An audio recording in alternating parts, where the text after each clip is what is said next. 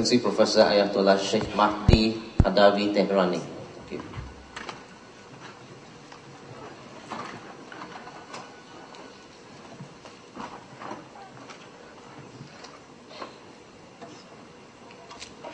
Bismillahirrahmanirrahim. Alhamdulillah Rabbil Alameen. Wa sallallahu ala Muhammadin wa alihi at-tahirin at-tayyibin wa ashabihi al-muntajabin. In the name of God, the Compassionate, the Merciful.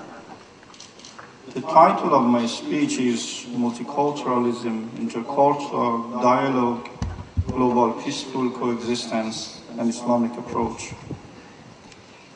In the preface, I have tried to mention some important points that diversity or multiculturalism is a natural phenomenon. This issue demands a natural reaction, of course, and some of the reactions we can count, or some of them reject this fact, while this rejection does not change the reality.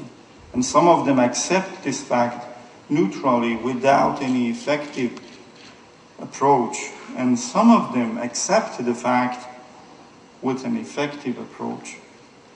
If we just survey the history, we will find a lot of wars and combats. The bloodiest one maybe was the World War II, millions of people killed and injured. This dark history still exists in Afghanistan, Iraq, Palestine, etc. But there are some shining moments. The perpetual endeavor for peace and justice, the most important one, can be witnessed in the history of divine religions. The prophets are the heroes of this sense, of this scene. And the religions were the source of peaceful coexistence throughout the history. Unfortunately, I would like to emphasize in this point that some false interpretations misused them as a source of wars and conflicts. Extremism was the main obstacle for reaching to the real goal of religions, and it is still the main problem. Jewish extremism, Christian extremism, Islamic extremism, and also non-religious extremism, such as secular extremism, capitalistic extremism, and even liberalistic extremism, are the main role players in the most recent issues. They are all trying to force their own ideas and values on the others. Hence, the role of moderates is very essential, and as a Muslim scholar, I would like to introduce some features of Islam, Islamic moderate conceptions. In this connection, many questions arise. The first one is, what are the specific features of Muslim civilization? Second one, what could be the role of Muslim civilization in the global community? And third one, what is the relationship between the Islamic concepts and the multiculturalism? Is there any? And the fourth one, and the last one, is there any capability in Islam for intercultural dialogue? About the first question, what are the specific features of Muslim civilization? I have explained in very brief words that in the course of almost 6 centuries, from 7 to 13 AD, Muslim civilization displayed its openness in a constant dialogue with the other cultures and civilizations. In the last instance, this openness was promoted by the spirit of religious and cultural tolerance prevailing in the Muslim state, which stretched from the Indus of Gibraltar. The Persian wisdom and Greek reason became component parts of the Muslim spiritual culture, and this was the Quranic notions. فَبَشِّرْ عِبَادَ الَّذِينَ يَسْتَمِعُونَ الْقَوْلَ فَيَتَّبِعُونَ أَحْسَنَهُ أُولَٰئِكَ الَّذِينَ هَدَاهُمُ اللَّهُ وَأُولَٰئِكَ هُمْ أُولُو الْأَلْبَابِ. There is good news for them, so give good news to my servants who listen to the word of Allah and follow the best and the best one. They are the ones whom Allah has guided, and it is they who possess intellect. Persian thought and culture owes an immense depth to Islam as one of its primary streams of effluence. Islam embodies a universal wisdom. Each and every human individual living in each and every corner of time and place is potentially included in the purview of Islam. The Islamic emphasis on the essential human equality and its disdain for such elements as birth and blood has conquered the hearts of those yearning for justice and freedom. And what could be the role of Muslim civilization in the global community?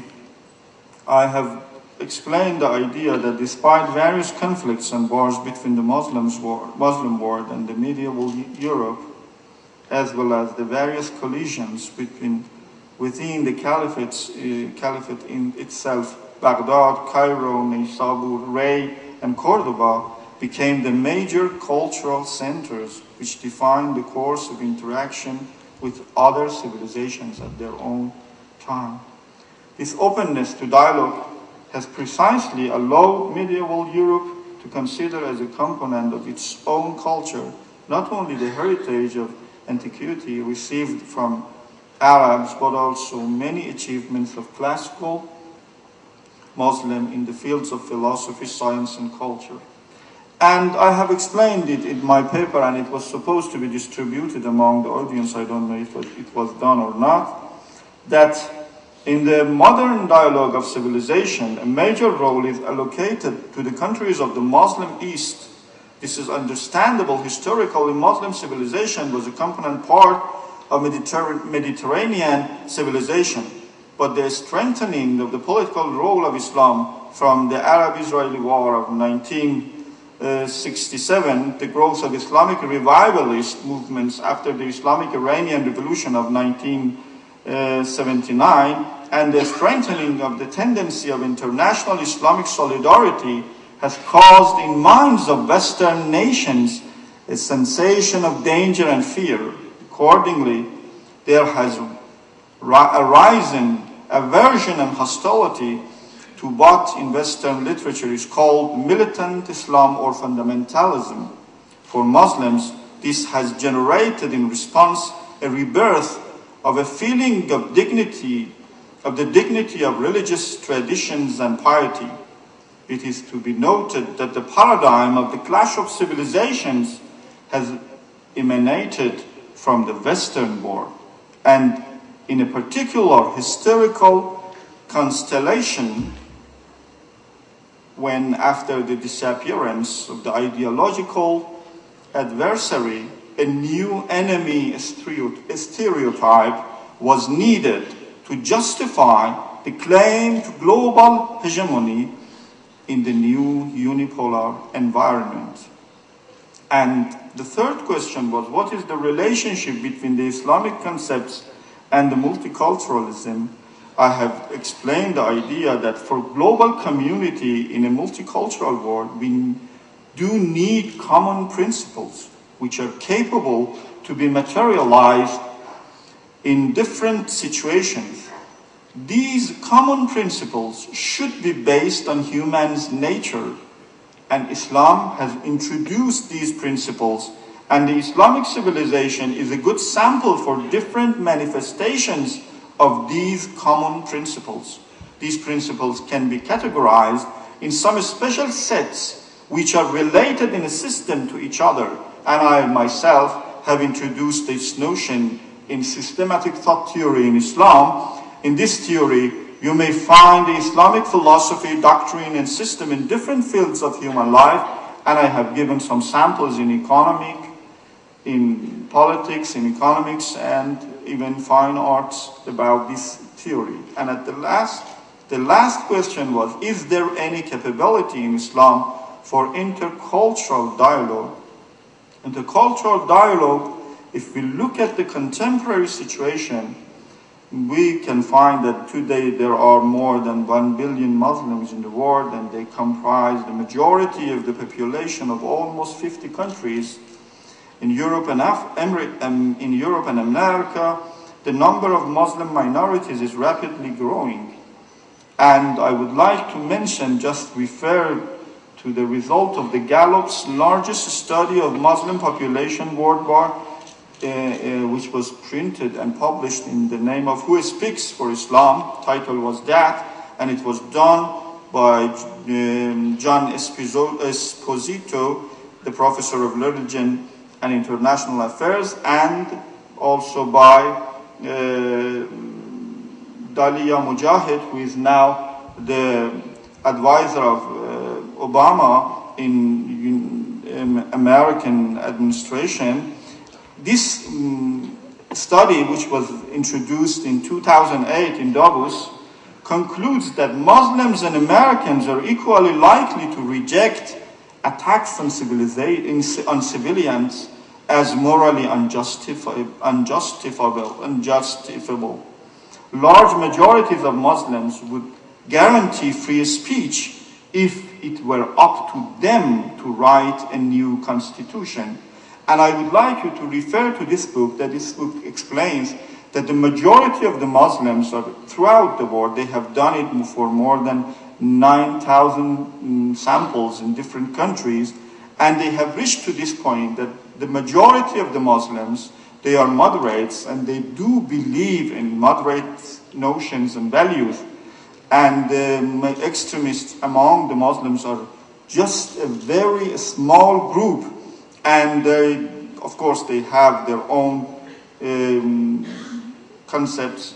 And I would like to mention, just to emphasize on this point, that when we look at the history, we will find that there are many samples for extremisms that it is not Islamic one, but it is neglected now. And just the point which has been emphasized is the Islamic point.